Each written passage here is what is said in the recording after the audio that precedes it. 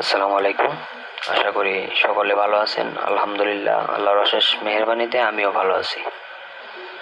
তো আজকে ব্যক্তিগত কিছু অভিজ্ঞতা আপনাদের সাথে শেয়ার করব এবং কিছু প্রশ্ন করেছিলেন যেগুলো আমার ব্যক্তিগত জীবনের সাথে জড়িত। তো আশা করি সেগুলোর উত্তর আমি দিয়ে দিব, কারণ অনেকদিন ঘুরাইছি, আপনাদেরকে হার ঘুরাইতে চাই না, কারণ অনেক আগ থেকেই এই ধরনের প্রশ্ন করতেছেন। আর যেটা দেখতেছি যে অনেকেই সমালোচনা শুরু করেছেন। আসলে সমালোচনা ওই জিনিসটার বেশি হয় যে জিনিসটা কল্যাণকর। যেমন ইসলাম ধর্মের শত্রু কিন্তু অভাব নাই, অলিতে গলিতে পাবেন ইসলামের শত্রু পাবেন আপনি, কারণ ইসলাম হচ্ছে শান্তির ধর্ম। এখন শান্তির ধর্ম হইলে কি হবে? অশান্তি সৃষ্টি করার জন্য অন্যান্য লোক তো আছেই। তো ঠিক এসপিকে পদ্ধতি ঠিক একই রকমভাবে, মানে আমার ব্যক্তিগত অভিজ্ঞতা থেকে আমি বলতেছি, এসপিকে পদ্ধতিতে যখন আমি আসি 2016 সালের কথা বলতেছি, 2018 সালে আমি পুরোপুরি প্রশিক্ষণ নিছি, আর 2016 সাল থেকে কিন্তু আমি মোটামুটি চর্চা করা শুরু করেছি, যতটুকুই অল্প অল্প করে করা শুরু করেছি। এটা শুধু ইন্টারনেটে, ইউটিউবে আমি সুভাষ পালেকর গুরুজির ভিডিও দেখে এটা শুরু করেছিলাম সর্বপ্রথম। তো তারপর আমাদের দেশের একজন অভিজ্ঞ কৃষিবিদ, উনি এখন কৃষিবিদ, কারণ উনি যেহেতু সুভাষ পালেকর গুরুজির কাছ থেকে উনি এই প্রশিক্ষণ নিয়ে এসেছেন, তো এখন বাংলাদেশের কৃষি বিজ্ঞানীদের চেয়েও ওনার জ্ঞান বেশি বলে আমি মনে করি। কারণ বাংলাদেশের কৃষি বিজ্ঞানী এবং পৃথিবীর সকল কৃষি বিজ্ঞানী যেই আমাদেরকে যেইগুলা শেখাচ্ছে, এগুলো আমাদের দাদা, বড় দাদা কেউ কিন্তু এরকম করে নাই। তারা হঠাৎ করে একটা ষড়যন্ত্রের রূপে এগুলা আমাদের দেশের মধ্যে, বিভিন্ন রাষ্ট্রের মধ্যে এগুলা ছড়াই দিছে, শুধুমাত্র তাদের অর্থনৈতিক খুঁটি মজবুত করার জন্য এই ষড়যন্ত্র তারা করছে। এটা বুঝতে হলে আপনাকে গভীর মনোযোগ দিয়ে আমার কথাগুলো শুনতে হবে। আর যদি বলেন যে না, তুমি কি শিখাইবা, তুমি তো এই দেখছি যে এটা করো ওইটা করো, ভাই জ্ঞান কার কাছ থেকে পাওয়া যায়, এটা যে জ্ঞান গ্রহণ করে সে নিজেও জানে না।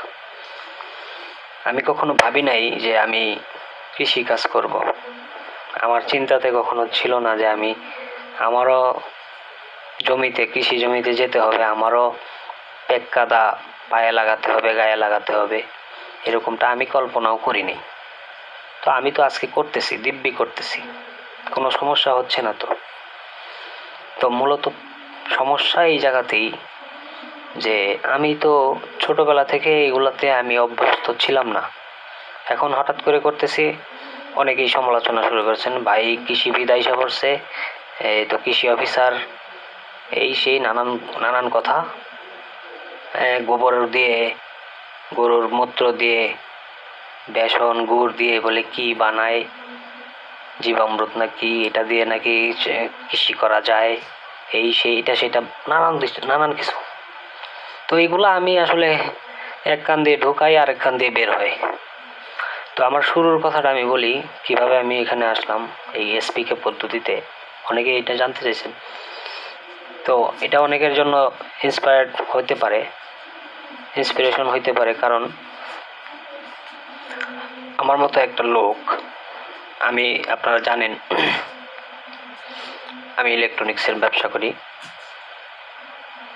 কাজ করি, ব্যবসা তো করি, পাশাপাশি আমি হাতের কাজও করি। মূলত হাতের কাজটাই আমার মেইন। আর যে পণ্যগুলো আমি বিক্রি করি সেগুলো হচ্ছে পরে করছি। প্রথমে আমার কাজ ছিল কিন্তু হাতের কাজ। আমার দোকান ছিল প্রথমে শ্যামপুর বাজারে, আমার নাসিরনগর থানার হ্যাঁ, পূর্ববাগ ইউনিয়নের শ্যামপুর বাজারে আমার দোকান ছিল। আপনারা জানেন, যারা জানেন তো জানেন, আর যারা জানেন না তাদেরকে বলে দিলাম। তো তখন থেকেই মূলত আমি এসপিকে পদ্ধতিতে প্রশিক্ষণ নেওয়া শুরু করি। এক একটা ক্লাস 3 ঘন্টা, 4 ঘন্টা, ইভেন 6 ঘন্টা পর্যন্ত আমি টানা ক্লাস করছি, কোনো ব্রেক নিইনি। এর মধ্যে এক গ্লাস পানিও আমি পান করিনি। এত মজা লাগছে, এত মানে ভিতরে এত আগ্রহ ছিল যে পানি পান করার যে সময়টা আমি পাইনি। আমার যে পানি পান করতে হবে এই কথাটা আমার মনের মধ্যে এখনো একবারও আসে নাই।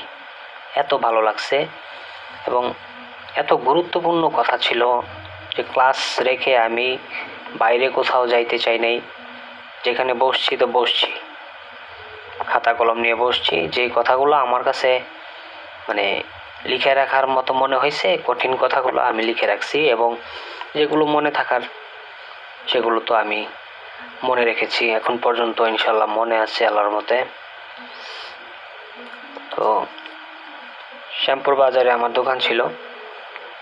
তারপরে আমি এখন বর্তমানে আছি সরাইল। 2021 না 22 সালের 21-এর শেষের দিকে সম্ভবত, না সরি 22 সালের প্রথম দিকে, শুরুর দিকে আমি সরাইল বাজারে একটা দোকান নেই। কারণ শ্যামপুর বাজার যেই ব্যবসার অবস্থা ছিল ওই রকম কাজ কিন্তু আমি পাইতাম না। হয়তো বড় জোর 500-1000 টাকা ইনকাম হইতো প্রতিদিন। তো ওইটাতে আমার মানে সন্তুষ্ট থাকতাম, কিন্তু মানে কাজের যে অভিজ্ঞতা ছিল ওই অনুযায়ী আমি নতুন নতুন কাজ পাচ্ছিলাম না। ওই একই কাজ বারবার, একই কাজ প্রতিদিন, ফ্যান, লাইট, টিভি, এইটার মধ্যে সীমাবদ্ধতা থাকতো। তো আমার চিন্তা ছিল যে আচ্ছা কী করা যায়, কী করলে পজিশনটা একটু চেঞ্জ হবে, কাজের সংখ্যা বাড়বে, নতুন নতুন কাজ আসবে, আমার যে অভিজ্ঞতা অনুযায়ী আমি কাজ পাবো। ওই চিন্তা থেকে মূলত আমার মানে লক্ষ্য ছিল যে একটা জনবহুল এলাকায় যাব, যেখানে মোটামুটি কম দামের মধ্যেই দোকান ভাড়া পাওয়া যাবে এবং সিকিউরিটি বলতে অ্যাডভান্স কমে পাওয়া যাবে, এরকম একটা জায়গা আমি খুঁজতেছিলাম। তো ব্যবসার কাজেই একবার সরাইল আসছিলাম পাইকারি মাল বিক্রি করার জন্য। তো এখানে আমি আইসা একটা দোকান আমার পছন্দ হয়ে গেছে। তো তখন দেখলাম যে এই দোকানটা উনি ছেড়ে দিবে, বাইরে চলে যাওয়ার প্ল্যান। স্বর্ণকারের দোকান ছিল। তো আমি এই দোকানটাকে ভাড়ায় নিয়ে নিলাম। 1 লক্ষ টাকা অ্যাডভান্স আর প্রতি মাসে 2000 টাকা ভাড়া। আর গোডাউনের জন্য একটা রুম নিলাম, ওটা একটু বড়, যেখানে আমি আমার সার্ভিস করা মালগুলো আমি রাখি এবং দোকানে বিক্রির জন্য যে মালগুলো আমি আনি। আমার দোকানটা অনেক ছোট, যারা দেখছেন আগে অনেক এলাকার মানুষও আসছিলেন দেখার জন্য। তো যারা দেখে গেছেন তারা দেখছেন যে অনেক ছোট, বেশি বড় না। তো আমার একটা গোডাউন নিতে হয়েছে বাধ্য হয়ে। তো সব মিলে দেখলাম যে না, এখানে মানে প্রতিদিন একটা না একটা নতুন কিছু আসে, আর নতুন কিছু আসা মানে আমার কাছে খুব আগ্রহ সৃষ্টি হয় যে এটা তো আমি কখনো শ্যামপুর বাজার থাকতে করতে পারিনি, মানে আসেই নাই, করব কিভাবে। কিন্তু আমি এই কাজটা জানি, যেমন ডিজিটাল স্কেল, তারপর রাইস কুকার কিন্তু আমাদের ইউনিয়নে কয়টা আছে আমি জানি না, মনে হয় যে সর্বোচ্চ 10-12টা হবে পুরা ইউনিয়নে মিলে এখন বর্তমানে। রাইস কুকার কিন্তু ওইখানে নাই, কারণ পল্লী এলাকা, ওইখানে এত বেশি আধুনিকতার ছোঁয়া ওইখানে যায় নাই। এখনও অনেকে লাকড়ির চুলায় রান্না করে, এইবার আমরাও করছি। আমি যে সময় আসছি ওইখান থেকে, ওই সময়ও কিন্তু আমার বাড়িতে লাকড়ির চুলায় রান্না হইতো। তো সব মিলে দেখা গেছে যে মোটামুটি আমরা আধুনিকতার ছোঁয়া তেমন পাইলেও ওইটা অনুসরণ করি নাই, ওইটাই ভালো ছিল আমাদের জন্য।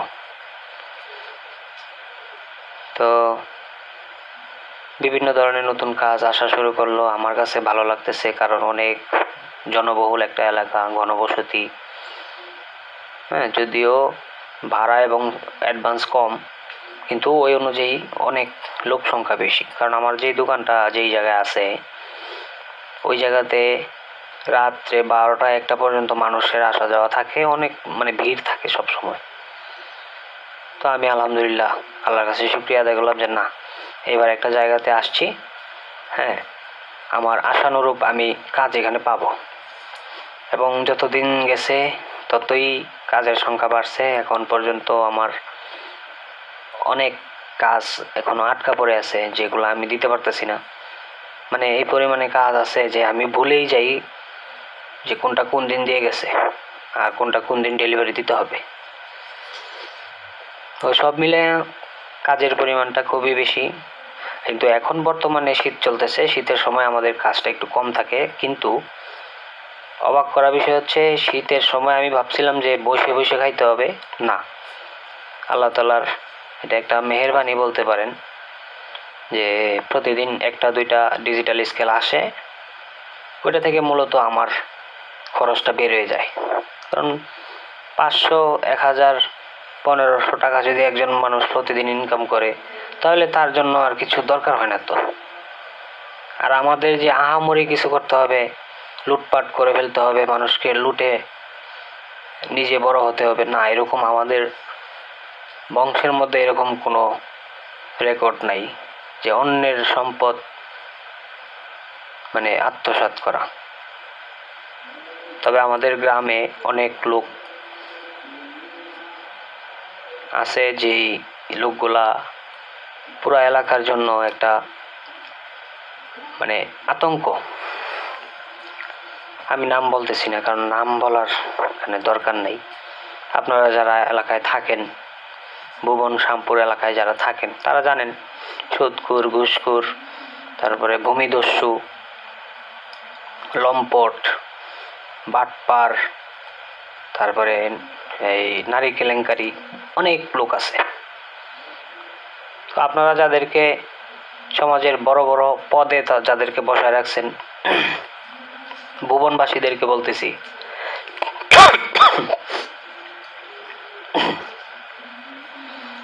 এত বড় বড় পদে যাদেরকে বসায় রাখছেন, তাদের মধ্যে চোর, বাটপার, চিটার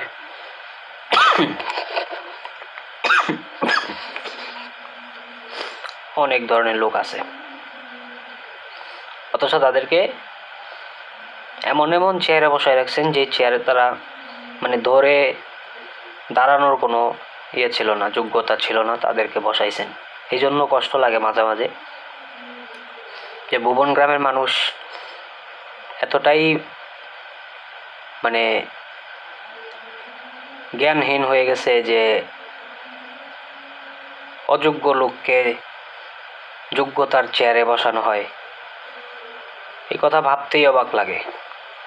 আমি যে জায়গাতে আছি, সরাইল আইসা দেখেন, যাদেরকে সম্মানিত করা হয়েছে তাদের শিক্ষাগত যোগ্যতা এবং তাদের যে পারিবারিক ব্যাকগ্রাউন্ড আপনারা যদি চেক করেন, তাহলে দেখতে পারবেন যে না, তারা খুব ভালো ফ্যামিলির এবং তাদের শিক্ষাগত যোগ্যতা এবং পরিচালনা করার যে অভিজ্ঞতা তাদের মধ্যে সেটা আছে, বিদ্যমান। কিন্তু আমাদের এলাকায় কিন্তু ওইটা নাই। আগেই চিন্তা করে যে চুরি, আমি এত টাকা খরচ করে এই চেয়ারে বসছি, আমি আগে এই টাকা উঠাইতে হবে। মাটি চুরি, চাল চুরি, গম চুরি, কম্বল চুরি, সব চুরি তারা কিন্তু শুরু করে দিছে আরও আগ থেকেই। তো যাই হোক, ওইটা নিয়ে আমার কথা বলার নেই। এটা আপনারা ভুবনবাসী, পূর্ববাগ ইউনিয়নবাসী যারা আছেন, তারা ওইটা নিয়ে চিন্তা করবেন। কারণ দেশ যখন নতুন করে স্বাধীন হয়েছে, কোনো চোর, বাটপার, চিটারকে আর যোগ্যতার চেয়ারে অযোগ্য লোক বসানোর কোনো যুক্তি আমি দেখি না। আপনারা যত তাড়াতাড়ি সম্ভব আশেপাশের যে বাজে লোকগুলো আছে, অসৎ লোকগুলো আছে, তাদেরকে বিতাড়িত করেন, সমাজ থেকে বঞ্চিত করেন। অন্যথায় ইউনিয়নের কল্যাণ তো দূরের কথা, কোনো গ্রামের কল্যাণও হবে না। আমি আপনাদেরকে লিখে দিতে পারি যে আপনারা যে ভুলটা করছেন সেই ভুলের প্রায়শ্চিত্ত এইটাই, তাদেরকে সরাই দেন। অযোগ্য লোকগুলাকে আপনারা এইভাবে ধরে, ওই যে আমাদের সেই সাবেক প্রধানমন্ত্রী বলে গেছিল না যে টুস করে পদ্মাতে বা মেঘনাতে চুবাইয়া আবার উঠাই ফেলবেন, তো এইভাবে তাদেরকে ছুঁড়ে ফেলে দেন।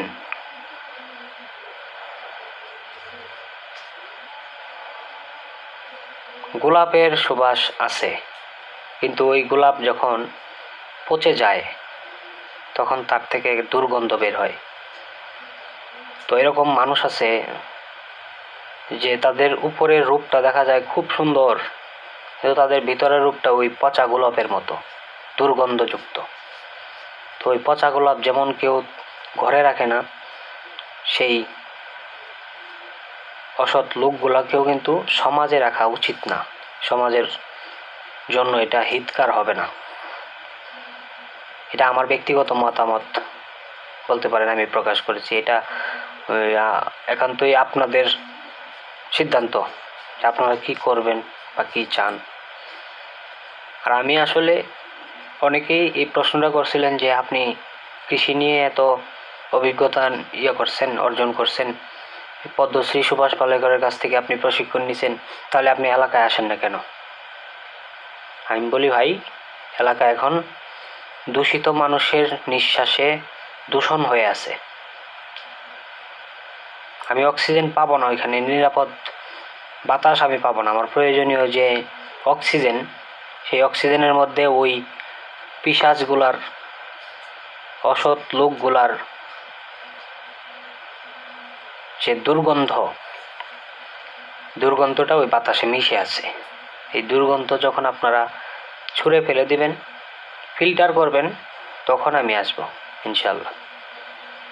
এর আগে আমি পূর্বভাগ ইউনিয়নের কোনো মানুষের জন্য কাজ করব না। এটা আমার ব্যক্তিগত অভিমত। আর সবচেয়ে বড় কথা হচ্ছে, আমি নাসিরনগরের অন্যান্য এলাকায় কিন্তু যাওয়ার প্ল্যান করেছি। অনেকেই আমাকে ইনভাইট করছেন। আমি সময় বের করে অবশ্যই যাব। মাঠ পর্যায়ে, মাঠে গিয়ে, কৃষি জমিতে গিয়ে কৃষককে হাতে কলমে বুঝাই দেব। 1 পয়সার সার কিনতে হবে না, বাজার থেকে 1 পয়সার সার কিনতে হবে না। আপনি একটা জিনিস লক্ষ্য করে দেখেন, যারা সার বিক্রি করতেছেন, কীটনাশক বিক্রি করতেছেন, তাদের অর্থনৈতিক অবস্থা দেখেন। আর যেই কৃষক তাদের কাছ থেকে সার কিনে নিতেছেন, কীটনাশক কিনে নিয়ে উৎপাদন করতেছেন, সেই কৃষক কিন্তু এনজিও থেকে লোন নেওয়া, ব্যাংক থেকে লোন নেওয়া, লক্ষ লক্ষ টাকার ঋণ, মেয়ে বিয়ে দিতে পারতেছে না, ছেলেকে বিদেশ পাঠাইতে হইতেছে, বাজারে গেলে পাওনাদার ধরে, ট্রাক্টরওয়ালা আসে হাল চাষের টাকা নেওয়ার জন্য, দিতে পারে না। দিন শেষে ফসল বিক্রি করে তার পকেটে কিন্তু 1 টাকাও থাকে না। তো এটা হচ্ছে মূল সমস্যা। কৃষক তার উৎপাদিত ফসল বিক্রি করতেছে বাজারে উচ্চ দামে, কিন্তু তার পকেটে কিন্তু 1 টাকাও নাই। এটার কারণ হচ্ছে অধিক মাত্রায় খরচ হওয়া। রাসায়নিক কৃষি হচ্ছে টাকার খেলা। যে টাকা বেশি দিতে পারবে সেই ফসল পাবে। এখন ফসল পাওয়ার পর কি হয়, যখনই কৃষকের ফসল ঘরে উঠে বিক্রির জন্য বাজারে যায়, তখন দামটা পড়ে যায় আস্তে আস্তে না, হুট করে কিন্তু দাম নেমে পড়ে। দেখেন, বড় একটা উদাহরণ দিই। কিছুদিন আগে আমি নিজে 600 টাকা কেজি কাঁচামরিচ বাজার থেকে আনছি। 600 টাকা কেজি। কয় টাকার আনছি? 50 টাকার। এই কয়টা দিছে, মনে হয় যে 10-12টা হবে, 50 টাকা। তো এখন কত কেজি? আমি সরাইল সবজি আড়ত থেকে খবর নিলাম, 40 টাকা কেজি বিক্রি হচ্ছে। 40 টাকা কেজি। কারণ এখন কৃষকের মরিচ বাজারে উঠছে, দাম কিন্তু হুট করে নেমে পড়ছে। আচ্ছা, কাঁচা সবজির কথা আমি বাদ দিলাম, কারণ কাঁচা মাল পচনশীল, এটার দাম ওঠানামা করতেই পারে, কিন্তু এইটা অস্বাভাবিক। কই 600 টাকা আর কই 40 টাকা। কৃষক তো মিনিমাম 100 টাকা তার পাওয়ার কথা ছিল না? সে তো একটা আশা নিয়েই ফলাইছিল যে আমি এত টাকা খরচ করে করতেছি, অবশ্যই আমার লাভ হবে। আর কৃষক যদি 1 বিঘা জমি করে তার যদি 50-60 হাজার টাকা যদি পকেটে নাই ঢোকে, তাহলে এই কৃষি করার কি দরকার? গাধার খাটনি করার কি দরকার আছে? কৃষক তো তার ন্যায্য যে দাম সে পায় না। যেমন আলু, এখন আলু বিক্রি হচ্ছে 35 থেকে 40 টাকা কেজি। দেখবেন যে আরও কমবে, কয়েকদিন পরে আরও কমবে। সবার আলু যখন বাজারে আসবে তখন আরও কমে যাবে। তো এটার একমাত্র কারণ হচ্ছে যখনই কৃষকের ফসল বাজারে যায়, এর আগে আমদানি শুরু হয়, বিদেশ থেকে আমদানি শুরু হয়। আমদানি হইলে কি হয়, প্রয়োজনের তুলনায় বাজারে বেশি সবজি থাকার কারণে বা ফসল খাদ্য থাকার কারণে আপনার দামটা অটোমেটিক এটা পড়ে যায়। এটা ব্যবসায়ীদের সিন্ডিকেট, যে বড় বড় ব্যবসায়ী যারা আছে, সিন্ডিকেট ব্যবসায়ী, তাদের এই সিন্ডিকেট এটা। তো আমাদেরকে ওই সিন্ডিকেট ভাঙতে হবে। দেখেন, এসপিকে পদ্ধতিতে যারা চাষাবাদ করি আমরা, তাদের কিন্তু বাজারে যেতে হয় না। আমি আমার যাই করছি, ধান বলেন, সবজি বলেন, আমি আমার একটা ফসলের একটা অংশ আমি বাজারে নিতে হয় নাই।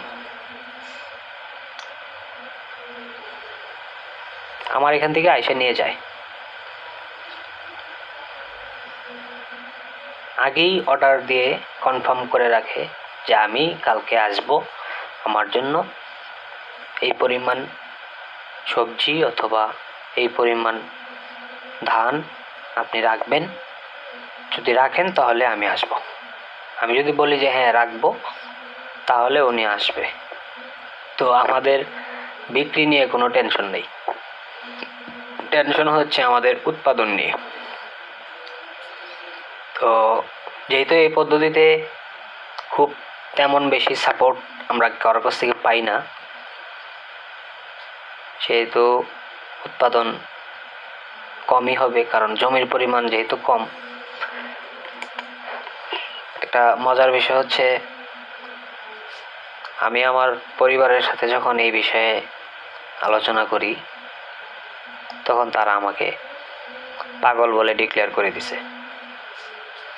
তোমার মাথা ঠিক নাই, তুমি যা মন চায় তা করো, আমাদেরকে এই বিষয়ে কিছু বইল না। ঠিক আছে, পুরুষ তো, পুরুষের একটা আবার জেদ অনেক ভালো জিনিস, আবার খারাপ জিনিস। তো আমার জন্য এটা ভালোই হয়েছে, জিদ করেছিলাম যে আমি দেখাই দিব, বলছিলাম যা আমি এটা করবই। হ্যাঁ, আজকে ইনশাল্লাহ আল্লাহর রহমতে আলহামদুলিল্লাহ করছি।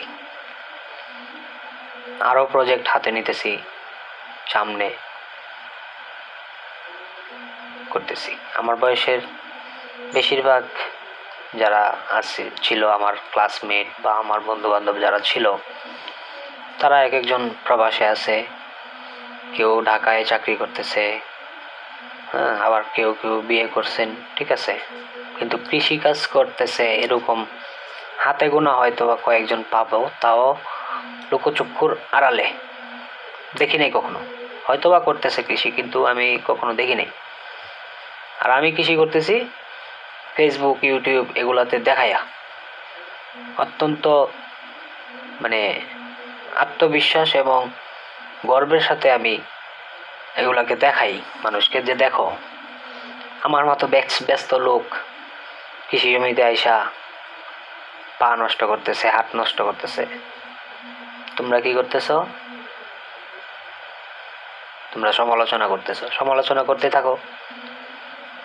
তোমার সমালোচনা দিয়ে আমার আর কিচ্ছু আসে যায় না। আচ্ছা বলেন, একজন আপনার সমালোচনা করলে লাভটা কার হবে?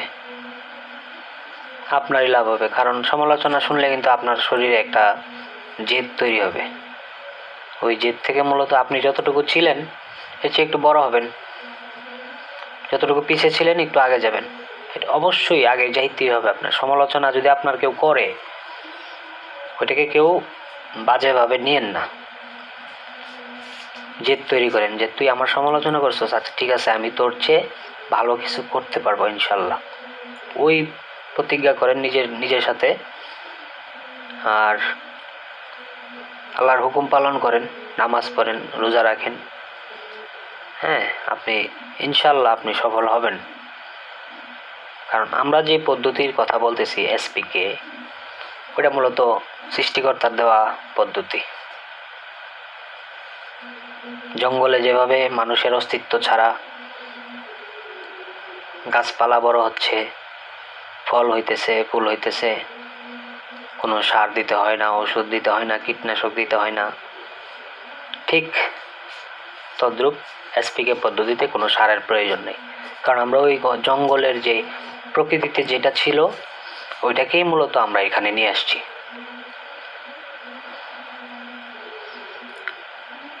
জঙ্গলের যে কোনো গাছের যে কোনো পাতা গবেষণাগারে পরীক্ষা করেন, দেখবেন ওই পাতার মধ্যে নাইট্রোজেনের কোনো কমতি নেই, ফসফেটের কোনো কমতি নেই, পটাশের কোনো কমতি নেই।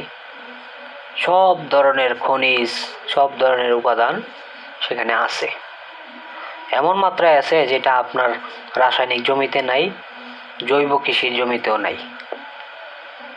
কারণ কি? কারণ ওইটাতে মানুষের অস্তিত্ব নাই, ওইখানে মানুষের নিয়ম চলে না, ওইখানে চলে প্রকৃতির নিয়ম, সৃষ্টিকর্তার দেওয়া নিয়মেই জঙ্গলের গাছপালা এখন পর্যন্ত দাঁড়িয়ে আছে। আপনি কল্পনা করতে পারেন যে এত বড় বড় গাছ বিনা সারে বিনা পানিতে কিভাবে সার্ভাইভ করতেছে? কারণ প্রকৃতির একটা নিয়ম আল্লাহ তাআলা তৈরি করে দিয়েছেন, ওই নিয়মের মধ্যেই তারা চলতেছে। কারণ ওইখানে কোনো মানুষ তাদেরকে ব্যাঘাত ঘটায় নাই। কিন্তু আমাদের জমিতে কি করছে? জমিতে একবারে আইসা লন্ডভন্ড করে দিছে। প্রতি বছর 2-3 বার করে হাল চাষ দিতে হয়।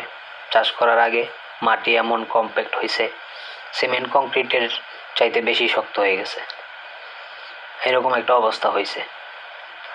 তো মূলত এসপিকে পদ্ধতি কোনো মডার্ন কোনো কিছু না। এসপিকে পদ্ধতি হচ্ছে ঈশ্বরের দেওয়া, আল্লাহ তাআলার দেওয়া একটা কুদরতি পদ্ধতি, যেই পদ্ধতিটাকেই মূলত আমরা এসপিকে পদ্ধতি নামে চিনি। এটা হচ্ছে আধ্যাত্মিক, একদম আধ্যাত্মিক। কারণ জঙ্গলের যেই নিয়মগুলা, ওই নিয়মগুলোই এইখানের মধ্যে আছে, এসপিকের মধ্যে আছে। অনেক লম্বা আলোচনা, এত সময় আমার নাই, যদি কখনো সময় পাই অবশ্যই আসবো। রাত অনেক হয়ে গেছে, রাত্রেবেলা ভিডিও করতেছি, হয়তোবা সকালে পোস্ট হবে, বা রাত্রি যদি সময় পাই রাত্রে পোস্ট করব। তো আমার আবার ওই এক কথা থেকে আরেক কথায় যাওয়ার একটা অভ্যাস আছে, মানে একটা কথা বলতেছিলাম ওইটা ভুলে গিয়ে আরেকটা কথায় চলে যাই। আপনারা ওইটাকে ক্ষমা সুন্দর দৃষ্টিতে দেখবেন। তো বলতেছিলাম সমালোচনার বিষয়টা, সমালোচনা যেই করুক আপনি ওইটাকে পজিটিভভাবে নেবেন, নেগেটিভভাবে নিয়েন না। সমালোচনা খুব ভালো, বিশ্বাস করেন। সমালোচনার জন্যই আজকে আমি এই পর্যন্ত আসতে পারছি, নাইলে আমার মতো লোক ফ্যামিলি সাপোর্ট ছাড়া এত দূর আসা সম্ভব না, কোনোভাবেই সম্ভব ছিল না। আপনারা জানেন আমি একটা ক্রিকেট একাডেমিতে প্রশিক্ষণ করাই, ওটার প্রতিষ্ঠাতা পরিচালক আমি। তো এই একাডেমি করার আগে আমি আমার বন্ধুদের পরামর্শ নিয়েছিলাম, তারা বলছে তুমি পারবে না, তোমাকে দিয়ে এটা হবে না। অনেক বড় ভাইদের সাথে পরামর্শ করেছি, তারা বলছে যে না, এটা তোমাকে দেওয়া হবে না, অনেক ঝামেলার কাজ, প্রশিক্ষণ কি তুমি নিজে দিতে পারবা, এগুলা তো পরিচালনা করা অনেক কষ্টসাধ্যের কাজ, তুমি এগুলা পারবা না। তো এটা হচ্ছে আলোচনার বিষয়। কিন্তু আমার অগোচরে তারা সমালোচনা করত। কি বলতো, হে আইসে একাডেমি করে লেব, এই করে লেব, সেই করে লেব, এই ধরনের কথা যখন আমি শুনি তখন মূলত আমার জেদ তৈরি হয়। আর এইগুলোই কিন্তু সমালোচনা। আপনার অগোচরে যেটা বলা হয় ওইটাই সমালোচনা। আর সমালোচনা কিন্তু গোপন থাকে না, ফাঁস হয়ে যায়। তো এটা যখন ফাঁস হয় তখনই এটা সমালোচনা হিসেবে গণ্য হয়। তাহলে তো আপনি বুঝতেই পারলেন না যে সে আপনার বিরুদ্ধে কি বললো বা না বললো। যেহেতু আমি এখন কৃষি করতেছি ব্যবসার পাশাপাশি, বা আমি কিন্তু ওই একাডেমির কাজ বাদ দিয়ে বা ব্যবসা বাদ দিয়ে কিন্তু করতেছি না। ব্যবসাও ঠিক আছে, একাডেমির কাজও ঠিক আছে, কৃষিও ঠিক আছে। এখন যদি আমাকে আরেকটা দায়িত্ব দেন আমি ওইটাও পালন করতে পারবো। আমি রুটিন করে চলি। যেমন সকালে উঠা আগে জমিতে যাই, নামাজ পড়ে জমিতে যাই, সরাসরি জমিতে গিয়ে দেখি, এমনি ঘুরি। প্রয়োজন না থাকলেও আমি যাই, হাঁটতে হাঁটতে যাই সকালবেলা। যাওয়ার পরে দেখি যে কোনো কমতি আছে কিনা, বা অনেক কিছু শেখা যায়। সকালবেলা গেলে মাথাটা একটু ঠান্ডা থাকে, সকালের সেই ওয়েদারটা থাকে অনেক ঠান্ডা একটা ওয়েদার এবং শীতল করা। এটা যারা সকালে উঠতে পারেন তারা বলতে পারেন। তো ওইখান থেকে আইসা আবার একটু ঘুমাই, কারণ রাত্রে 12টা বাজে ঘুমাইয়ে ফজরের সময় ওঠা, আবার একটু হাঁটাহাঁটি করা অনেক টাফ ব্যাপার। এই জন্য আইসা একটু বিশ্রাম করি। তারপর 9টা 9:30টার দিকে আবার উঠি, ওইটা দোকান খুলি, দোকানে কাজটা 12টা 1টার ভিতরে সেরে ফেলি। 2টা থেকে 2:30টার ভিতরে আবার মাধবপুর একাডেমিতে সময় দেওয়ার জন্য যাই।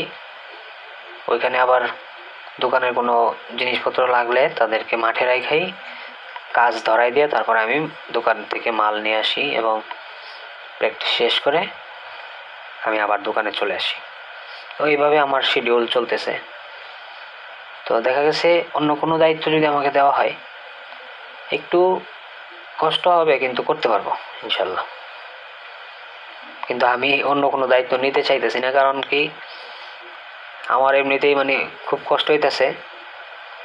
আমি সময় মতো অনেক সময় খাইতে পারি না, সময় মতো গোসল করতে পারি না। 3টা দায়িত্ব আমার মাথায়। তো এত কিছু সামলানোটা একজন মানুষের পক্ষে আসলে কখনোই সম্ভব হইতো না যদি তার সমালোচনা না করতো। দেখেন, আমি কৃষিতে আসার আগে আমার সমালোচনা করছে, এই জন্য আমি কৃষিতে আইসা তাদেরকে দেখাই দিলাম। ক্রিকেট একাডেমি খোলার আগে আমার সমালোচনা করছে, আমি তাদেরকে ক্রিকেট একাডেমি খুলছি, খুইলা এর সফলতা দেখাইছি। আমার এখান থেকে অনেক প্লেয়ার এজ লেভেলে খেলতেছে, ঢাকা লিগে খেলতেছে, বিভিন্ন জায়গায় খেলতেছে, তাদেরকে দেখাইছি। তারা দেখছে, বাস তারা চুপ হয়ে গেছে, তাদের কিন্তু কথা বন্ধ। যারা সমালোচনা করতো আগে তাদের কথা সমালোচনা সব বন্ধ। এখন যারা কৃষি নিয়ে, আমি যে কৃষি করতেছি ওইটা নিয়ে যারা সমালোচনা করেন তাদের সমালোচনা বন্ধ হয়ে গেছে মোটামুটি, যারা আইসা দেখছে বা যারা ফেসবুকে দেখছে। তো আমি যারা আমার সমালোচনা করেন তাদেরকেও বলি যে ভাই তোমরা আসো, দয়া করে আমার এখানে 1 কাপ চা খেয়ে যাও, একবেলা ভাত খেয়ে যাও 2 মুঠো, বিষ মুক্ত, রাসায়নিক মুক্ত, তাহলে তোমাদের আক্কল জাগাতে আসবে।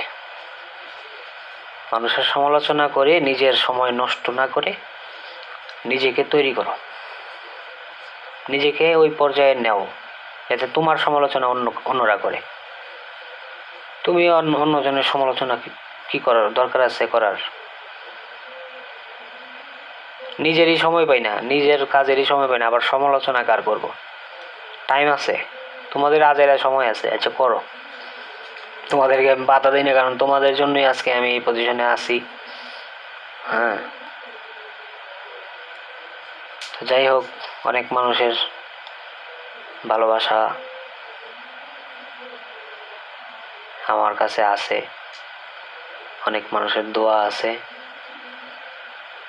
এই জন্য হয়তো আল্লাহ তাআলা আমাদের এইভাবে পুরস্কার দিতেছেন একের পর এক। তো আমরা এসপিকে পরিবার থেকে একটা বড় একটা প্রজেক্ট হাতে নিচ্ছি। 10 একর জমিতে আমরা একটা আম বাগান করব। সেই আম বাগানে আমরা 350 জন শেয়ার হোল্ডার নিব। 10 একর জায়গা, 30 বিঘা।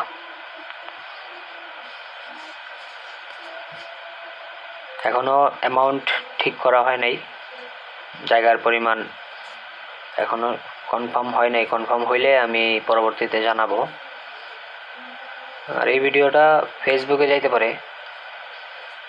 যেহেতু ফেসবুকে আমার অনেক শুভাকাঙ্ক্ষী আছে, সমালোচকও আছে। যাক, সমালোচক সহ শুনুক। ফেসবুকেও কিন্তু সমালোচনাকারী আছে, আর শুভাকাঙ্ক্ষীর সংখ্যাটাই বেশি।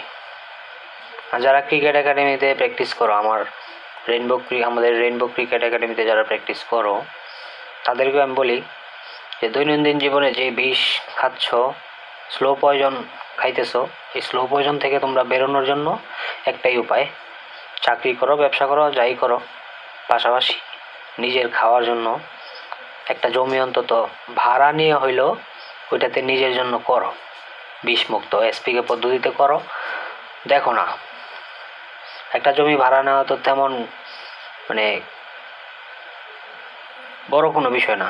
যেমন আমি কিন্তু লিজ নিয়েই করতেছি, আমার নিজস্ব কোনো জমি নাই।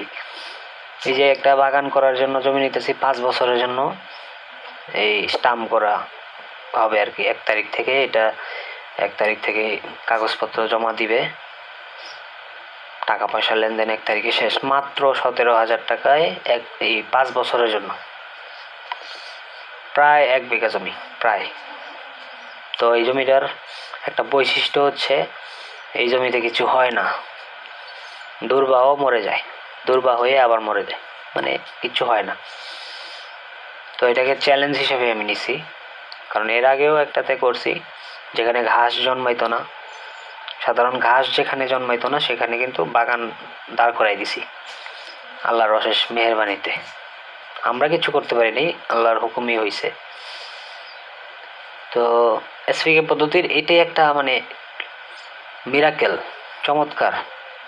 চমৎকারিক দিক হচ্ছে, যেখানে কিচ্ছু হয় না, কখনো হয় না, একবারে বাঞ্জা জমিটা, ওই জমিটাকেও সে উর্বর করে তোলে। এই পদ্ধতি এতটাই কার্যকরী যে যেখানে দুর্বা ঘাস পর্যন্ত হয় না, সেখানে আপনি যেই গাছই লাগান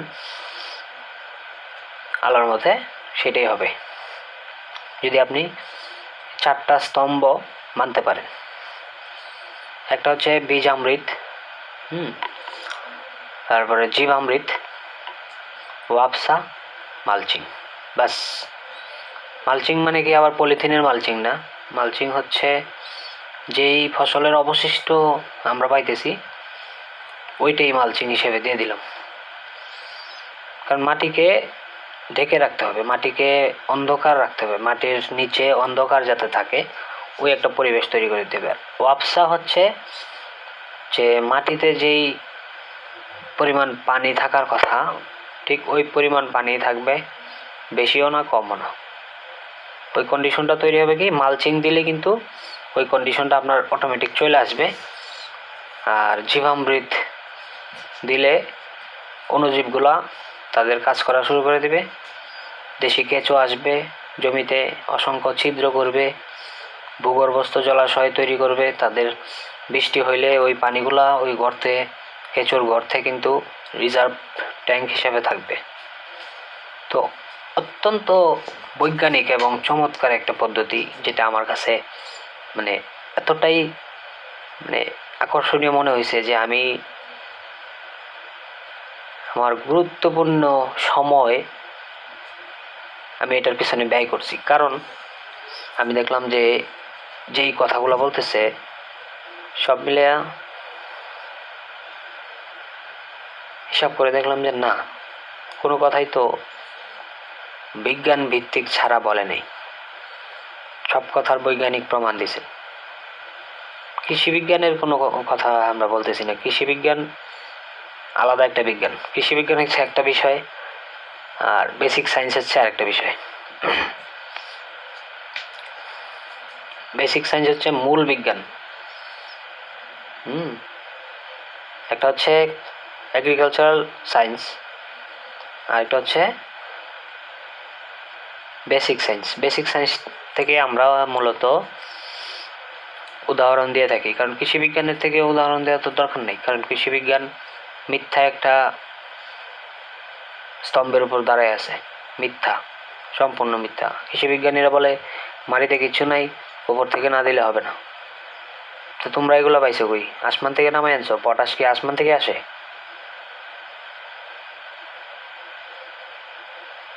তোমরা তো মাটি থেকে আনছো সংগ্রহ করে, নাকি?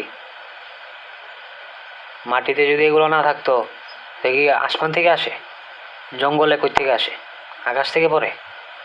ফাইজলামি।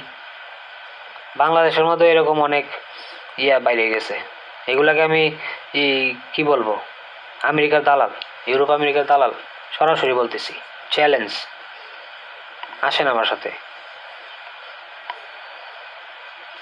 আপনাদের সাথে কথা বলার তো আমার সুযোগ নেই, সময় নেই, তারপরেও যদি চ্যালেঞ্জ করেন তাহলে অবশ্যই আসবো। কমপক্ষে 10,000 লোক আসতে হবে, ওখানে উপস্থিত থাকতে হবে। একা বৈশা আপনি আমি ডিসাইড করব, কেউ দেখবে না জানবে না, এটা হবে না। পুরো জাতির সামনে দেখাবো আপনি কি বলেন আর আমি কি বলি। আমার গুরুর সাথে যদি কোনো কৃষি বিজ্ঞানী না পারে, ওই গুরুর শিষ্যের সাথে আমার সাথে কোনো কৃষি বিজ্ঞানী এসে তর্ক করে জিতে যাবে? না না না, এটা সম্ভব না, এটা কোনোভাবেই সম্ভব না। জ্ঞান অর্জন করেছি, সম্পূর্ণ জ্ঞান অর্জন করেছি, অর্ধেক জ্ঞান অর্জন করে বসে রই নেই ভাই, যে আপনি আসবেন 2-1টা যুক্তি দেখাইয়া চলে যাবেন, না, হবে না।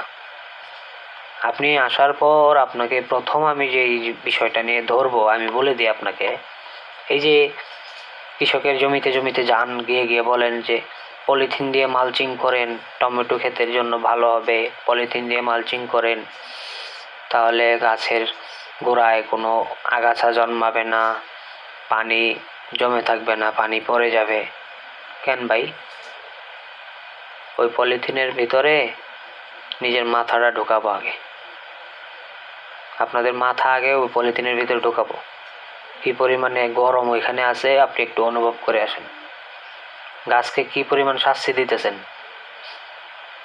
গাছ ওই যে কোমায় থাকা যে রোগী আছে না, শুধু দেখে, কিছু কিন্তু বলতে পারে না, হাত পা লড়াইতে পারে না, খাবার দিতেছে তার ওই যে এখান দিয়ে গলা ছিদ্র, ওইখান দিয়ে খাবার দিতেছে, মুখ দিয়ে খাবার কিন্তু খায় না, কোমাতে আছে, তাকায় আছে, দেখতেছে, সব কিছু দেখতেছে, শুনতেছে, কিন্তু কিচ্ছু করতে পারে না, হাত লড়াইতে পারে না, পাও লড়াইতে পারে না। যদি গাছের যদি ওই লড়ার শক্তি থাকতো বা কথা বলার শক্তি থাকতো, হাত যদি থাকতো মানুষের মতো, তাহলে যখন ওই মালচিংটা যে করছে তাকে কিন্তু একবারে ঘুষি দিয়ে এখান থেকে বের করে দিত।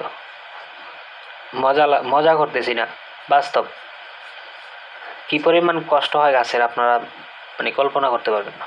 আপনি নিজের মাথাটা ঢুকাই দেখেন না কিরকম লাগে, হাত ঢুকাই দেখেন গরমের সময়, যখন তাপমাত্রা 34-35 ডিগ্রি সেলসিয়াস চলে, 38 চলে, তখন ঢুকাই দেন হাত ওই পলিথিন মালচিং এর ভিতরে, কি পরিমাণে গরম এখানে আছে, বাইরের তাপমাত্রার চেয়ে দ্বিগুণ তাপমাত্রা এখানে। কেন পলিথিন? কেন পলিথিন কোত্থেকে আসছে? পলিথিন তো ন্যাচারাল কোনো কিছু না, প্রকৃতিতে তো পলিথিন নাই, জঙ্গলে তো পলিথিনের মালচিং নাই ভাই, একটা নিচে আরেকটা, একটা নিচে আরেকটা হইতেছে। আগাছা কখন হয়? আগাছা হয় আপনার মূল গাছের চেয়ে যদি কোনো গাছ উচ্চতা হয়ে যায়, মানে ঘাস, তখন এটা আগাছা। এর নিচে যতক্ষণ আছে আপনি কেটে কেটে রাখেন না, আর না হলে আপনি গাছের গোড়ায় শুকনো কিছু খড়কুটা দিয়ে মালচিং করে রাখেন, এটা এমনি নিয়ন্ত্রণ হয়ে যাবে। ঘাসের বীজ আপনার জমিতে থাকলে তো ঘাস জন্মাবেই, আপনি দিতেছেন ইউরিয়া পেয়ে তো ঘাস আরো শক্তিশালী হচ্ছে। ইউরিয়া কি শুধু টমেটো গাছকে দিচ্ছেন? পুরা জমিতেই তো দিচ্ছেন। ঘাস সেটা নিতেছে না, ঘাস সেটা নেওয়ার পরে সেও তো শক্তি পাচ্ছে, এটার থেকে নাইট্রোজেন নিতেছে, জোর করে দিতেছেন, সে তো বেড়েই উঠবে, মূল গাছের চেয়ে বেড়ে উঠবে। এই জন্য বলি যে কৃষক, আমাদের দেশের কৃষক বর্তমানে কসাই হয়ে গেছে, নিজেও জানে না কসাই যে হয়েছে, কবে হয়েছে নিজেও জানে না। আমি বলে দিই কবে হয়েছেন। যেই দিন থেকে আপনি ওই কাঁধে বিষের ড্রাম ঝুলাইছেন, ঠিক আছে, কিন্তু ওই বিষ যে দিছেন ওই ড্রামের মধ্যে স্প্রে করার জন্য, ওই দিন থেকে আপনি কসাই। যেদিন থেকে আপনি রাসায়নিক সার ব্যবহার শুরু করছেন ওই দিন থেকে আপনি কসাই। যেদিন থেকে আপনি জৈব সার ব্যবহার করা শুরু করছেন ওই দিন থেকে আপনি কসাই। যেদিন থেকে আপনি ভার্মি কম্পোস্ট সার ব্যবহার শুরু করছেন ওই দিন থেকে আপনি ভাই আপনি কসাই, বাস্তব কথা, আপনি কসাই।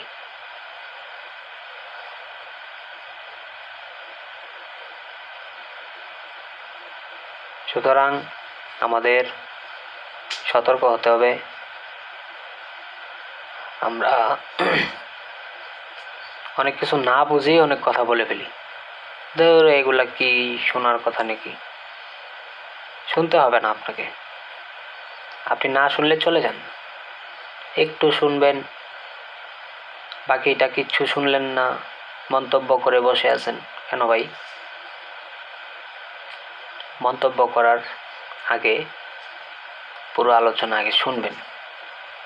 সম্পূর্ণ আলোচনা না শুনে কারো বিরুদ্ধে কিছু বলবেন না, সমালোচনাও করবেন না, কারণ সমালোচনা সবাই পজিটিভভাবে নিতে পারে না।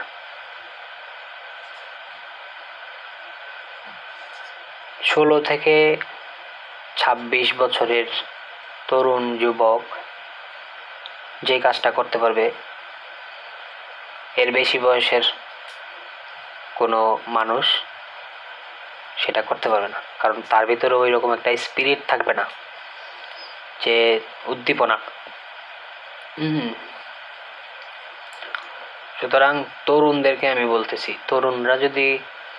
তরুণ যুবক যারা আছেন 16 থেকে 24-26 বছরের ভিতরে, তারাই মূলত দেশের কথা চিন্তা করে, দেশের মানুষের কথা চিন্তা করে, নিজের স্বাস্থ্যের কথা চিন্তা করে, নিজের পরিবারের স্বাস্থ্যের কথা চিন্তা করে এই যে বিভিন্ন রোগ হইতেছে, এই রোগ থেকে বাঁচার জন্য আল্লাহর কাছে ক্ষমা চান এবং এসপিকে পদ্ধতি প্রাকৃতিক কৃষিতে আসেন।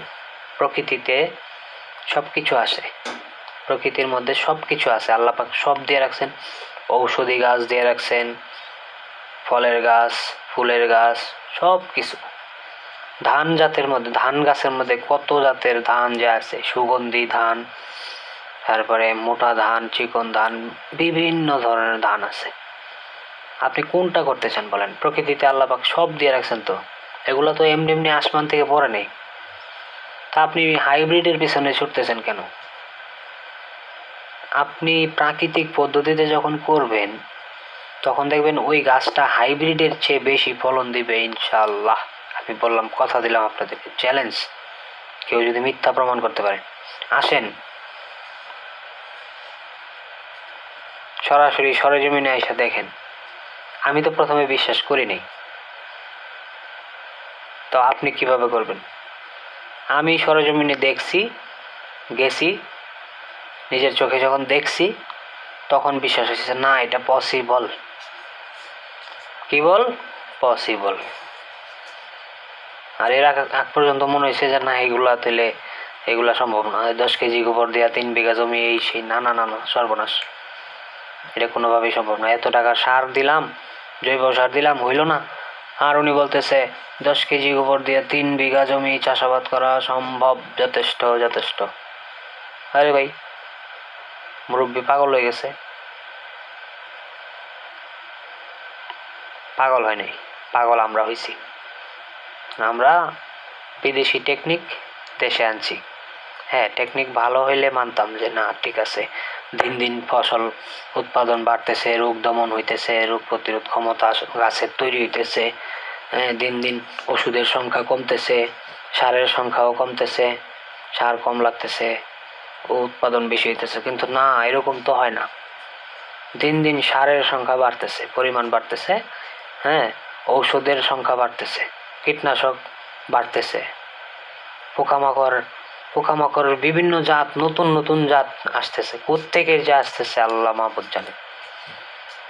এর একমাত্র কারণ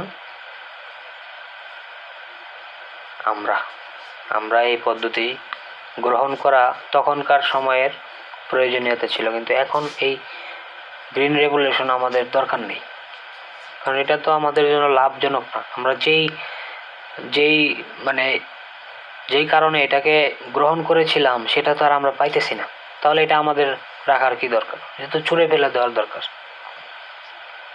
বিষয়টা এরকম না, আপনি বাজার থেকে একটা জিনিস আনছেন, আপনি আশা করছিলেন যে এটার মধ্যে আমি এই জিনিসটা পাবো। এখন এই জিনিসটা যদি আপনি না পান, তাহলে এটা যদি আপনি হাতে নিয়ে বসে থাকেন যে না এক সময় না এক সময় আসবে, হাওয়া থেকে আসবে, আর কখন আসবে? 70 বছর হয়ে গেছে, গ্রিন রেভলিউশন আসছিল, এখন পর্যন্ত ফলন বাড়লো না, খাদ্যে স্বয়ংসম্পূর্ণ হইতে পারলাম না। তার মানে কি এটা ফেল প্রজেক্ট, লস প্রজেক্ট। এখানে আমার সময় ইনভেস্ট করার টাইম নেই, দরকার নেই। সরকার কি করে করুক, কোনো সরকার আপনাকে সহযোগিতা করবে না, সরকার আপনাকে ভিক্ষা দিবে। সাবসিডি নিতেছেন না, সারের ওপর সাবসিডি আছে, সাবসিডি আছে না, সারের উপরে আছে, কৃষি যন্ত্রপাতির উপরে আছে, তো নিতেছেন না ভিক্ষা না? এগুলা জনগণের টাকা আপনাকে কৃষককে ভিক্ষা দিতেছে। কৃষক চলার কথা রাজার হালে, কৃষক ভিক্ষা নিয়ে চলে কেন? কৃষকের অস্তিত্ব আছে এখন, নিজের কোনো অস্তিত্ব আছে? কৃষক ওই কৃষি অফিসার অফিসে গিয়ে বারান্দায় গিয়ে, স্যার গরিব মানুষ এক বস্তা বীজ দেন, এক বস্তা ধান দেন। কেন রে ভাই? তুমি তো উৎপাদক, তোমার কাছে তারা এসে ভিক্ষা করবে যে ভাই এক বস্তা চাল দেন খাওয়ার জন্য, অনুরোধ করবে। হ্যাঁ, আমাদের কাছে তাই করে। নিজেদেরকে ওই রকম ভাবে তৈরি করতে হবে, অন্যের কাছে যাইতে হবে না। যাদের কাছে আমরা যাইতে হইতো, তারা এখন আমাদের কাছে আসে, আইসা রিকোয়েস্ট করে, ভাই দেন না দেন না। এই যে এই বছর আমি নিজের জন্য কিন্তু বেশি রাখি নাই। এখন মনে করেন সুষম বন্টন কাকে বলে? সুষম বন্টন হচ্ছে যে সবগুলাকে সমানভাবে ভাগ করা। এখন সমানভাবে ভাগ করার পর যদি আমি বলি যে না আমি উৎপাদন করছি, আমি বেশি নিব, তাহলে এটা সুষম বন্টন হইল না। হ্যাঁ, আমার বেশি নেওয়ার অধিকার আছে, সম্পূর্ণটাই আমার নেওয়ার অধিকার আছে, অধিকার কিন্তু আছে, কিন্তু যখন আমি বন্টনের বিষয়ে আসলাম তখন দেখলাম যে না, আপনি যদি 20 কেজি পান তাহলে আমি 20 কেজি খাবো, আপনি যদি 50 কেজি পান তাহলে আমিও 50 কেজি নিব। অর্থাৎ টোটাল একটা হিসাব করলাম, কতজন গ্রাহক, সব হিসাব করে আমরা 20 কেজি করে প্রত্যেককে দিলাম। তো এখন কি আমি 40 কেজি নিতে পারি বলেন? বিবেকে বাধা দিতেছে, নেওয়া যায়। সবাই বলতেছে যে আচ্ছা ঠিক আছে ভাই, আপনি এক কাজ করেন, আপনি 5 বস্তা নিয়ে যান, 20 কেজির বস্তা 5 বস্তা নিয়ে আসতাম। আমি প্রশ্ন করলাম, না ভাই এটা কিভাবে সম্ভব? আপনারা নেবেন 20 কেজি করে আর আমি নিব 100 কেজি, এটা হয় না ভাই। তো শেষ পর্যন্ত একজন খুব জোরাজোরি করলেন যে ভাই আপনাকে রিকোয়েস্ট, আপনি 20 কেজি 2টা বস্তা নিয়ে যান নিজের জন্য। আপনি যেহেতু আপনি ফলাইছেন, আপনার জমি, আপনার সব কিছু, আপনি 20 কেজির বস্তা 2টা নিয়ে যান। আমি তারপরও আনিনি, কারণ তারা তো আমার ভাই, যেহেতু মুসলিম, হিন্দু মুসলিম যাই হোক, মানুষ তো মানুষ মাত্রই, তার জন্য আমার ভ্রাতৃত্ববোধ কাজ করবে। আর ভ্রাতৃত্ব যখন তৈরি হয়ে যায়, মানুষের সাথে যখন সুসম্পর্ক তৈরি হয়, তখন কিন্তু মানুষ মানে হিন্দু আর মুসলমান দেখে না। আমি আরো আগে বলছি যে আমার মুসলমানের চেয়ে হিন্দু বন্ধুই কিন্তু বেশি। হিন্দুরা কখনো আমার সাথে মিসবিহেভ করে নাই, কখনো ধোকা দেয় নাই, কিন্তু নামে মুসলমান অনেক বন্ধু আমার আছিল যারা আমাকে পিছন থেকে আঘাত করেছে। কিন্তু হিন্দু কোনো বন্ধু আমার সাথে এরকম করে নাই, যেটা আমার সাথে হয়েছে আমি বলতেছি। তো তাই বলে যে মুসলমান খারাপ, হিন্দু খারাপ, বা হিন্দু ভালো মুসলমান ভালো, এগুলো আমি বলতেছি না। ভালো খারাপ সব ধর্মের মধ্যে আছে, সব ধর্মের মধ্যে ভালো খারাপ মিলেই আছে। হিন্দুদের মধ্যেও খারাপ আছে, মুসলমানের মধ্যেও খারাপ আছে। ভাইয়ে ভাইয়ে ঝগড়া করতেছে, হিন্দুও করতেছে, মুসলমানও করতেছে। জমি নিয়ে ঝগড়া ভাইয়ে ভাইয়ে করতেছে, হিন্দুরা, মুসলমানরাও করতেছে না? মন্দিরে ঝগড়া করতেছে, মসজিদেও ঝগড়া করতেছে, মসজিদে রাজনীতি করতেছে, মন্দিরে রাজনীতি করতেছে, এরকম হচ্ছে না? তাহলে কারে খারাপ বলবো, কারে ভালো বলবো? সব ধর্মেই খারাপ ভালো সব মিলে আছে। মূলত প্রকৃত মুসলমান কখনো খারাপ হতে পারে না, আর প্রকৃত সনাতনী হিন্দু যারা আছেন তারা কখনো কারোর সাথে খারাপ আচরণ করতে পারে না, কোনো খারাপ কাজ করতে পারে না, এটা আমার বিশ্বাস। কারণ কোনো ধর্মই অন্য ধর্মের মানুষের সাথে খারাপ আচরণ শিখায় নাই। যারা ধর্ম মানে, যারা না মানে তাদের তো গরু ছাগল বললেও চলে, কুকুর বিড়াল বললেও চলে, তাদের কোনো ধর্ম নেই, বাস। তো আলোচনা অনেক লম্বা হয়ে যাচ্ছে, তারপরও কথা আসলে বললে শেষ করা সম্ভব না। 1 ঘন্টা 2 ঘন্টা দিয়ে আসলে কোনোভাবেই কথা শেষ করা যায় না। তারপরও বলতেছি, অল্প অল্প করে নতুন নতুন কোনো কিছু যদি শিখেন, ওইটাই কাজে আসবে। তো এই তো ছিল আমার ব্যক্তিগত লাইফের কিছু অভিজ্ঞতা এবং কিভাবে আমি এই পর্যন্ত আসলাম। মাঝখান দিয়ে অনেক বকবক করছি, যাই হোক, অনেক সময় আপনাদের লস করে ফেলছি। তো সবচেয়ে বড় বিষয় হচ্ছে যে আমরা প্রত্যেককে দায়িত্ব নিতে হবে যে আমরা বিষমুক্ত নিরাপদ খাদ্য চাই। খাদ্য নিরাপত্তা আমাদের প্রয়োজন নেই, নিরাপদ খাদ্য হলে আমরা সন্তুষ্ট। দেখেন, গরুর দুধ মানুষ কেন পান করে? তার পুষ্টি যে চাহিদা আছে, ওই পুষ্টি চাহিদা মেটানোর জন্য। কারণ গরুর দুধের মধ্যে সব ধরনের পুষ্টি উপাদান বিদ্যমান থাকে, আমরা জানি। কিন্তু বর্তমানে বাংলাদেশের মধ্যে সবচেয়ে বেশি গরু হচ্ছে জার্সি। জার্সি গরুর সংখ্যাটাই কিন্তু বেশি। তো জার্সি গরু কিন্তু আমাদের দেশীয় কোনো গরু না। জার্সি হোলস্টিন হচ্ছে ইউরোপ আমেরিকা থেকে আসছে,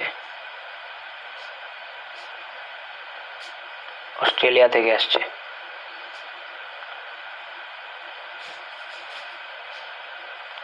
আর জার্সি হোলস্টিনের দুধ A1 ক্যাটাগরির দুধ, যেটা মানবদেহের জন্য অত্যন্ত ক্ষতিকর। আর দেশি গরুর দুধ A2 ক্যাটাগরি, যেটা মানবদেহের সকল পুষ্টির পরিপূরক এবং নিরাপদ। কিন্তু জার্সি হোলস্টিনে কিন্তু দুধ নিরাপদ না, বিষাক্ত। চিন্তা করে দেখেন, এন্ডোসালফান যেই দুধের মধ্যে পাওয়া গেছে, সেই দুধ কখনো ভালো হতে পারে? আপনারা সমালোচনা বাদ দেন, দিয়ে স্বাস্থ্য সচেতন হন। অনেক ডাক্তার রোগীকে পরামর্শ দেন দেশি ডিম খাবেন, দেশি মুরগি খাবেন, ভালো মাছ খাবেন, কিন্তু এই পরামর্শ দিতে পারেন না যে কোথায় পাবেন। কারণ তারা এই পরামর্শ দেওয়ার মতো তাদের কিছু জানা নেই। কোথায় পাবে? কোথাও তো পাবে না। বলে যে দুধ খাইন, গরুর দুধ, কিন্তু এটা বলে না যে কোন গরুর দুধ। দেশি গরুর দুধ খাবো নাকি জার্সি হোলস্টিন, এটা কিন্তু তারা বলে না। বলে যে শরীর দুর্বল থাকলে দুধ পান করবেন একটু বেশি বেশি, মাছ মাংস খাবেন, কিন্তু কোন গরুর মাংস খাবেন এটা বলে না। মাছ খাবেন, চাষের মাছ নাকি দেশীয় মাছ, নদীর মাছ নাকি পুকুরের মাছ, এটা কিন্তু বলে না। অনেক ডাক্তার বলে গুড়া মাছ খাইন, গুড়া মাছ এখনো চাষ হয় পুকুরে, পুকুরে সব চাষ হয়। আমরা যে এই কি বলে এটা, কাচকি মাছ বলে, কাচকি মাছ এখন পুকুরে চাষ হয়। চিন্তা করেন কই আছি আমরা? অনেক এগিয়ে গেছি, তাই না? তো এই এগোনোর কোনো দাম নাই যদি এত এত উৎপাদন করার পরেও যদি আমাদের সুস্থতাই যদি আমরা না পাই, তাহলে আমাদের এই উৎপাদন দিয়ে আমাদের কি হবে? উৎপাদন অর্ধেক হইলে আরো ভালো হইতো, যদি নিরাপদ হইতো। মানুষ কিন্তু খাবার কম খাইলে মরে না, খাবার বেশি খাইলে মরে। আমরা বেশি খাইতেছি এবং বেশি বেশি বিষ খাইতেছি। যত বেশি খাবার তত বেশি বিষ, যত বেশি বিষ তত বেশি রোগ। ক্যান্সার কেন হচ্ছে? কারণ ক্যান্সারের যে অনকোজিন নামক একটা জিন আছে শরীরের ভিতরে, প্রত্যেকটা মানুষের ভিতরে অনকোজিন থাকে। ওই অনকোজিন মানুষের ক্যান্সারের একটা জিন, যেটাকে ঘুমন্ত অবস্থায় রাখতে পারলে ক্যান্সার হবে না, আর যদি জাগিয়ে দেন তাহলে ক্যান্সার হবে। জাগানোর কাজটা কি করে? ওই যে কীটনাশকের মধ্যে যে বিষ থাকে, ওই বিষ করে, আর জৈব সারের মধ্যে ভার্মি কম্পোস্টের মধ্যে যে cadmium, arsenic, mercury, chromium, lead, হ্যাঁ, এই ধরনের জড় পদার্থ থাকে, হেভি মেটার। তো এগুলা কিন্তু বিষাক্ত। তো এগুলো শরীরে যখন যায় তখন শরীরের কোষগুলা আস্তে আস্তে নষ্ট হতে থাকে, পুনরায় জন্ম হয় না। কোষগুলা কিন্তু নষ্ট হয় ঠিকই, কিন্তু পুনরায় কোষ যে নতুন করে তার পরিবর্তন করবে না, এরকম হয় না, কমতেই থাকে। এবং কোষের সাথে বিভিন্ন অণুজীব মারা যায়। যেমন উপকারী অণুজীব অনেকগুলো আছে, অনেক উপকারী অণুজীব আছে যেগুলো মারা যায়। আপনার শরীরের ভিতরে অনেক ধরনের উপকারী অণুজীব আছে, যেগুলা এই endosulfan, chromium, cadmium, arsenic, mercury, lead, এসব যখন বিষাক্ত পদার্থ যখন আপনার শরীরের ভিতরে খাদ্যের মাধ্যমে ঢোকে, তখন আপনার অণুজীবগুলা মারা যায়। আর এই অণুজীবগুলা কি করতো? আপনার শরীরে আপনার খাদ্য ডাইজেস্ট করত, খাদ্য হজমে সহযোগিতা করত, রোগ প্রতিরোধে সহযোগিতা করত।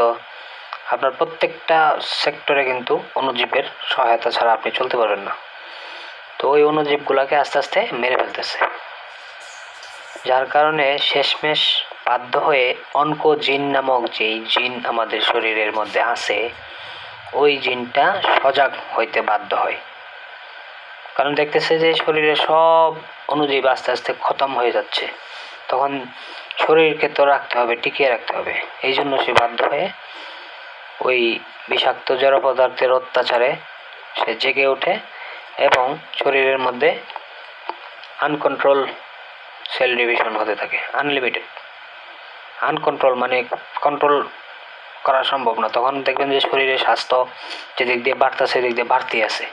একটা হাত ফুলে যাবে, পেটের একদিক দিয়ে ফুলে যাবে, গলায় একদিক দিয়ে ফুলে যাবে, মানে একটা বিরাট ব্যাপার আর কি। তো এটা অনেক বোঝার বিষয় আছে, গবেষণার বিষয় আছে, আর লম্বা আলোচনা। এত লম্বা আলোচনা অনেকের মাথায় ঢুকতে পারে, নাও ঢুকতে পারে, তাই এগুলা আলোচনা করব না। সহজ যে আলোচনা সেটা হচ্ছে, আপনারা দয়া করে অল্প জায়গা নিয়ে হইলেও এসপিকে পদ্ধতিটা করেন। এই গরুর গোবর, গোমূত্র এগুলা হাতাইবেন, ধরবেন। কে বলছে আপনাকে ধরতে? গ্লাভস পাওয়া যায় এখন, গ্লাভস পরেন, গ্লাভস পরে ধরেন, সমস্যা কি? আমি তো সরাসরি ধরি গোবর দিয়ে। আগে আমরা ছোট থাকতে গোবর টুকাই আনছি ইয়ার থেকে, ওই কই গেছি বল মাথায় নিয়ে। লজ্জা পাওয়ার কি আছে বা ঘৃণা করার কি আছে? গরুর গোবর তো আমরা হাত দিয়ে ধরছি। বড় এখনো তো আমার মা চাচিরা ইয়ে করে, গরুর গোবর দিয়ে অনেক সময় চটা দেয়, এরপরে মুইটা গৈটা এগুলা তৈরি করে না? তো ঘৃণা করার কি দরকার আছে? এটা তো আর আমি এখন বলতেই হয়, এটা তো আর আমি খাইতেছি না। আপনারা বলবেন যে না এটা তো ভারতীয়রা পান করে, আরে ভারতীয়রা হিন্দুরা পান করে, তো হিন্দুরা পান করলে আমার কি? আমি তো আর এটা খাইতেছি না, আমি এটা আমার কাজে লাগাইতেছি, আমার স্বার্থের জন্য আমার কাজে লাগাইতেছি। জমির উর্বরতা শক্তি যদি এটার জন্য বাড়ে তাহলে আমি এটা ব্যবহার করলাম, সমস্যা কোথায়? গরু কি শুধু হিন্দুদের, মুসলমানের গরু না? আপনারা যে ধর্মীয় আলাপ তোলেন, গরুর ব্যাপারে কোরআনে পাকের মধ্যে আল্লাহ পাক একটা সূরা নাজিল করছেন গরুর নামে, সূরা বাকারা, সবচেয়ে বড় সূরা। গরুর নামটা কেন নিলেন আল্লাহ তাআলা? গরু তো একটা প্রাণী, তাই না?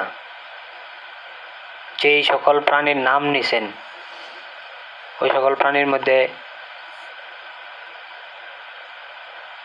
কোনো প্রাণীর নামে তো সূরা হয় নাই, এত বড় সূরা হয় নাই। সুতরাং সূরা বাকারা কোরআন শরীফের সবচেয়ে বড় সূরা, গরুর নামে। এখন চিন্তা করেন, সবচেয়ে বেশি উপকার গরুর থেকে আমরা পাই। এটা বুঝতে হবে আল্লাহ পাক আমাদেরকে কি মেসেজ দিতে চাইতেছে, আমরা এটা বের করতে হবে। এটা আজ পর্যন্ত কিন্তু কোনো হুজুর, কোনো আলেম ওলামা কিন্তু এই বিষয়ে বলে নাই যে কেন গরুর নামে এই সূরা নাজিল হয়েছে, গরুর নামটা কেন আসলো, বাকারা কেন নামটা আসলো। বুঝলাম গরুর একটা ঘটনা এখানে বর্ণনা করা হয়েছে, কিন্তু সূরার নামটা কেন বাকারা হইল, গরু দিয়ে কেন শুরু হইল সূরার নাম? অন্য কিছু তো হইতে পারতো, তাই না? সুতরাং এই সূরার নামকরণের মধ্যেও আল্লাহ পাক একটা মেসেজ আমাদেরকে দিচ্ছে যে গরুর গুরুত্বটা অনেক। তো এটা আজকে আমি বুঝতেছি, হারে হারে টের পাইতেছি যে গরু যে কত উপকারী আমাদের জন্য। গরু দুধ দিতেছে, গরু মাংস দিতেছে, গরুর চামড়া আমাদের কাজে লাগতেছে। গরুর কোনো কিছু কি ফেলে দেওয়ার মতো আছে? গরুর গোবর দিয়ে আমরা কি করতেছি, খেতে প্রয়োগ করতেছি। তো মোটামুটি সব কিছুই কাজে লাগতেছে। আর জীবামৃত দিতে গরুর যে মূত্র ওইটা লাগে, কারণ গরুর মূত্রের মধ্যে অনেক পরিমাণে খনিজ উপাদান থাকে এবং অ্যান্টিফাঙ্গাল, অ্যান্টিব্যাকটেরিয়াল কিছু ঔষধি পদার্থ এখানে থাকে, যার কারণে আমরা ওই আমাদের গুরুজি এই গোমূত্রটা নিয়ে দেখছেন যে ওই গোবরের সাথে গোমূত্রটা নিলে হয় কি, গোবরে থাকা যে উপকারী অণুজীবগুলো আছে সেগুলো একটু শক্তিশালী হয়, আর অপকারী যে ব্যাকটেরিয়া ফাঙ্গাসগুলো আছে সেগুলো মারা যায়। এই জন্য উনি পরীক্ষা করে দেখছেন, এটা কিন্তু পরীক্ষিত, ল্যাব টেস্টেড। তো এটা নিয়ে খামখেয়ালি করার মতো কিছু নাই যে এই গোবর, গোমূত্র, চেনা, এই সেই ভাই, এগুলা আপনাদের মস্তিষ্কে যতটুকু ঢুকে, কেন জ্ঞানহীন মানুষ পশুর সমান, তো জ্ঞানহীন মানুষের মতো আচরণ করবেন না, আমি পশু বলতে বাধ্য হব। হ্যাঁ, তো আপনারা গবেষণা করেন, গবেষণা করার যদি চিন্তা ভাবনা, চিন্তা চেতনা না থাকে তাহলে আপনাকে দিয়ে হবে না ভাই।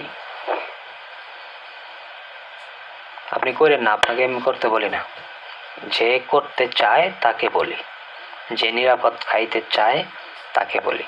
কারণ দেখেন এই বছর আমাদের প্রত্যেকটা এসপিকে পরিবারের প্রত্যেকটা কৃষকের কাছে, ইভেন আমার কাছেও মানে এমন এমন কথাবার্তা আসছে, ভাই এবার আমাকে চাল দিলেন না, ঠিক আছে ভাই, আপনাকে অনেক ভালো মনে করছিলাম।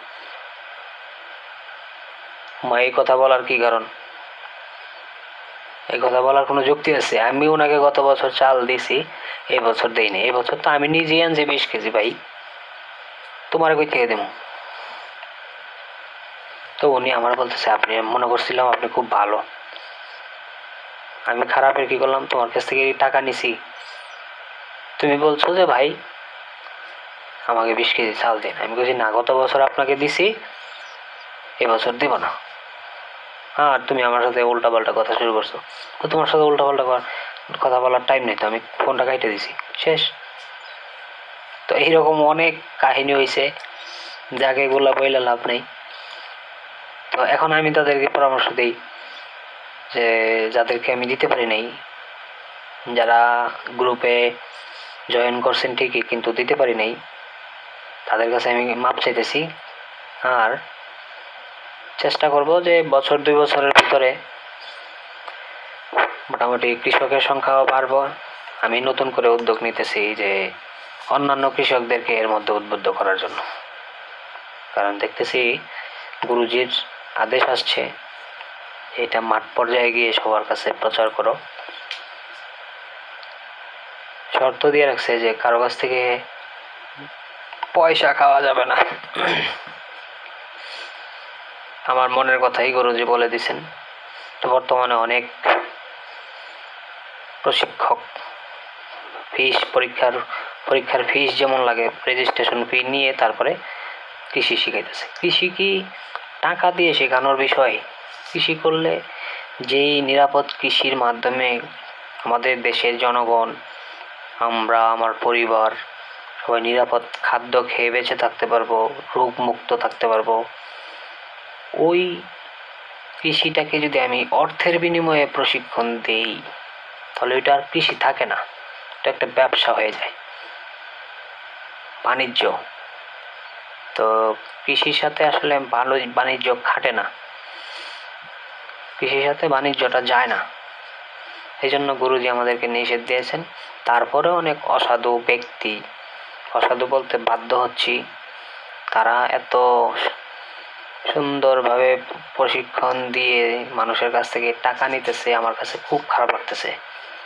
গুরুজির নিষেধাজ্ঞা থাকার পরেও তারা টাকা নিতেছে।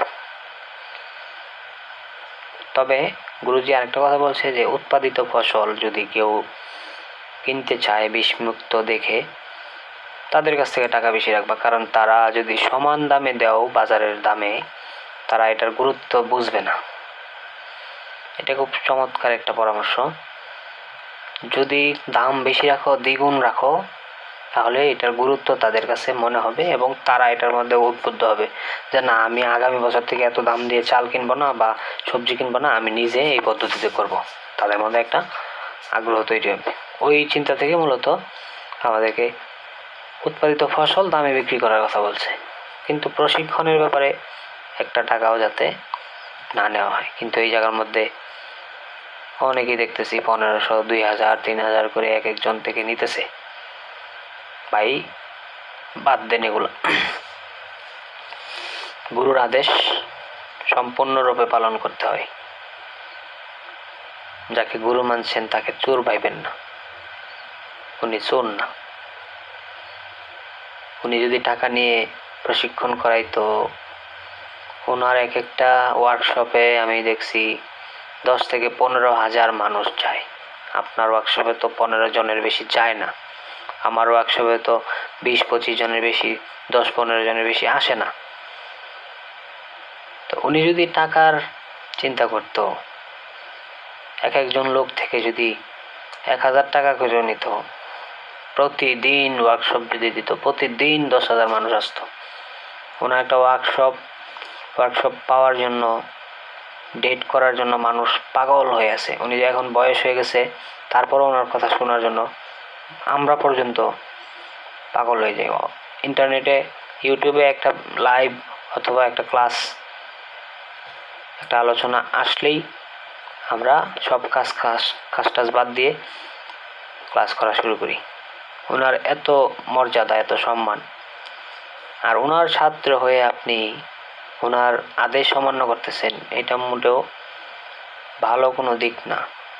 আমি আমাদের সকলকেই বলে রাখছি, যাদেরকে প্রশিক্ষণ দিছি, যাদেরকে শিখাইছি, যে ভাই দয়া করে কারো কাছ থেকে পয়সা নিয়ে এগুলা শিখাইও না, বিনা পয়সায়। তোমার দেখা দেখি যখন, তোমার ফসল দেখে যখন সে তোমার কাছে আসবে যে ভাই আমাকে শিখাও, তখন তুমি তাকে শিখাও। জোর করে তাকে শিখাইতে যায় না, করাইতে যায় না। ভাই করেন না, এটা করানো যাবে না। তাকে সুন্দরভাবে বুঝাইবা কখন, যখন সে তোমার কাছে দৌড়ে আসবে। আর এমনিতে যদি আমরা মাঠ পর্যায়ে গিয়ে বোঝাই যে এটা করলেই ভালোইব, দরকার নেই, করার পরে 1-2টা নিয়ম যদি মিস করে, ফসল যদি বরবাদ হয়, তাহলে সব দোষ পড়বে কার?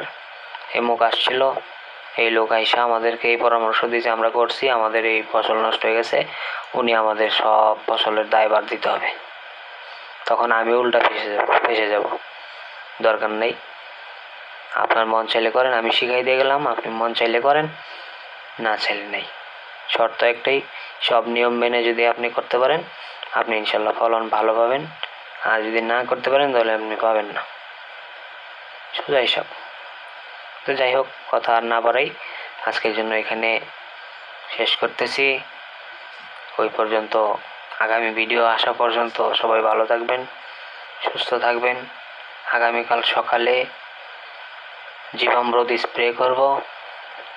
ধানের যে চারা আমরা তৈরি করতেছি, এই নার্সারি, ধান গাছের নার্সারি, তো ওইটা মোটামুটি 14 দিন হয়ে গেছে। 7 দিনের দিন একবার জীবামৃত দিছি, আবার 14 দিনের মাথায় আরেকবার জীবামৃত দিয়ে দিব। এরপরে আমরা 21 দিন বয়সে, 21 দিন বা 25 দিন বয়সে আমরা এটাকে জমিতে নিয়ে লাগাবো। 21 দিনে হয় না, ছোট থাকে। তো যে পরিমাণ পানি থাকে জমিতে, আসলে ছোট থাকলে হয় না, একটু লম্বা করে নিতে হবে। কালকে আবার বিস্তারিত আলোচনা করব কিভাবে ধান গাছের চারা তৈরি করতে হয়। আমরা গ্রাম্য ভাষায় আমাদের এলাকায় জালা বলে, জালা। যেহেতু ভিডিওটা ফেসবুকে যাবে, সবাই শুনে রাখো। ধানের চারা বলতেছি, আবার অনেকে মনে করবে যে অন্য কিছু। ধানের জালা। এবছর আমরা এই বর্তমানে যে চাষ করব ধান, 96 জাতের একটা ধান আমরা নিজস্ব বীজ থেকে চারা তৈরি করতেছি। তো সেখান থেকে বিক্রি করার মতো নাই, আমরা যা চারা আসবে মোটামুটি সব আমাদের জমিতেই লাগবে। আমরা খুব বেশি এক্সট্রা করি না, অল্প কিছু করি, যাতে করে কোনো জায়গায় যদি শর্ট পড়ে তাহলে তাদেরকে দিই। সুতরাং ওই পর্যন্ত সবাই ভালো থাকবেন, সুস্থ থাকবেন। আল্লাহ হাফেজ।